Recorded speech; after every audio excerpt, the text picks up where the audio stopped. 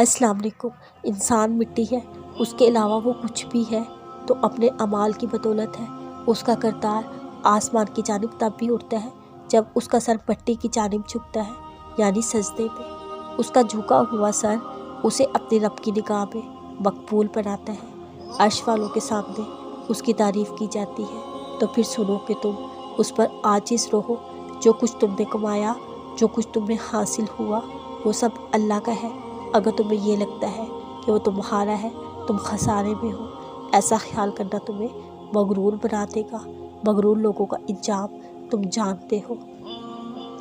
कुरान पाक में इरशाद होता है, और मैंने जिन्नात इंसान को इसलिए पैदा किया ताकि वो मेरी इबादत करे।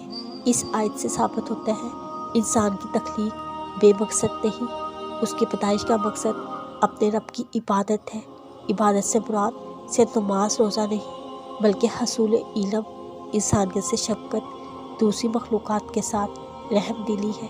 इस दुनिया में हर इंसान के ज़िम्मे कोई ना कोई काम ज़रूर है, जिसे तलाश करके मुकम्मल करने में ही इंसान की कामयाबी है।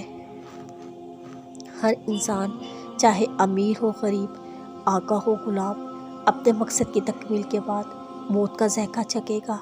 तो क्या तुम ये समझते हो हमने तुम्हें बेकार बनाया, तुम हमारी तरफ लुटाए नहीं जाओगे?